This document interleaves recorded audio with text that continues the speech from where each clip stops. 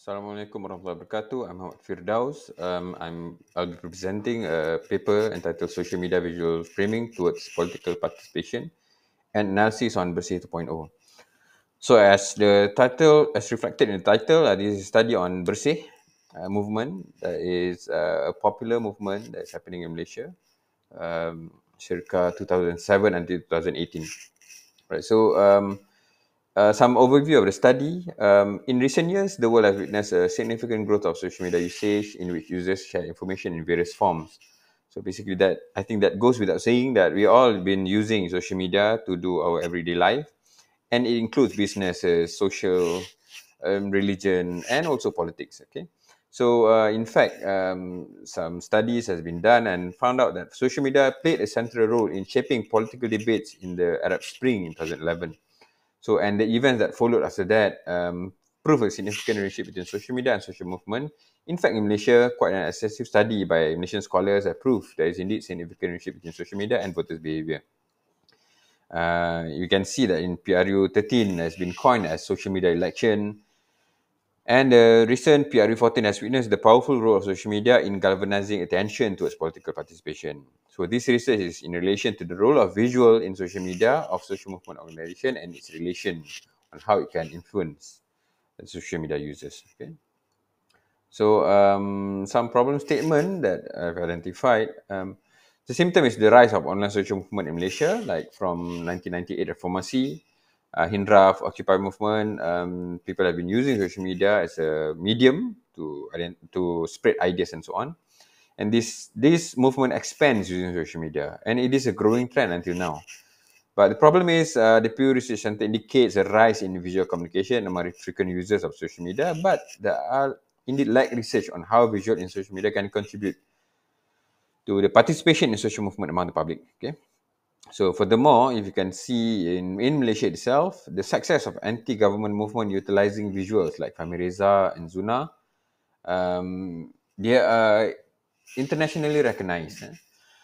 While the government effort that was then was evidential in countering the activities, either by censorship or counter propaganda, it seems that the reach and impact was not as far as the recognition and popularity garnered by this anti-social and anti-government movement. So I'm proposing the identification of visual strategies by social movement organization towards political participation in Malaysia. So I'm using two theoretical foundations, the framing theory that includes agenda setting, and also visual theory that includes visual meaning and social semiotics. So basically this research is utilizing the 4 levels of visual framing by Rodriguez and Dimitrova in 2011. I used 2 of the 2 levels out of the 4, which is denotative and connotative, which is to understand number 1 denotative, the who and what that is being portrayed in the visual, and connotative is the frames and symbols that is being embedded in the image. Okay, so the whole aim is actually to understand the visual strategies of social movement organization or social media towards political participation. The first research objective is to identify the visual portrayal of issues on the Bersih official social media account during the Bersih movement in Malaysia, and to explore the visual frames and symbols that can be identified on Bersih's official social media account during the Bersih movement in Malaysia. So the method I'm using is qualitative paradigm. It is I've identified 3,449 photos from social movement organization of social media timeline photos from Bersih 1 until Bersih 5. From that 3,449, I applied a filtering rule where I list down from the visual from the highest like to the lowest like, and I identified the engagement rate of each photos. It must be more than 0.5%. So I finalized to getting 59 images to analyze using Atlas-T version 8. Okay, so this is the explanation of filtering rule. The first result is the like these visuals get.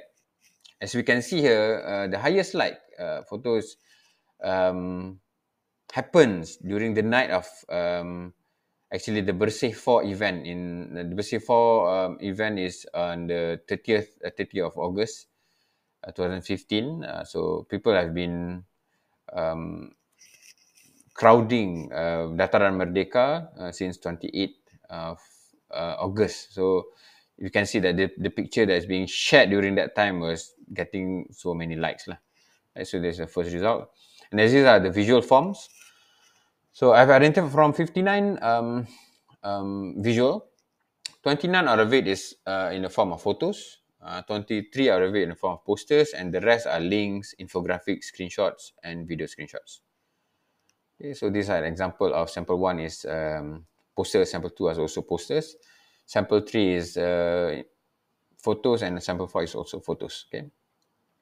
So a number of 104 codes was developed from the sample, which is clustered into 3 different groups, namely subjects to answer the first research objective, forms, that I've explained earlier, and also depiction to answer the second research objective.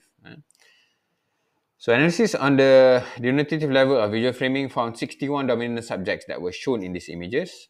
From a thematic analysis of these 61 subjects, the dominating frame were based on the theme participants of the social movement.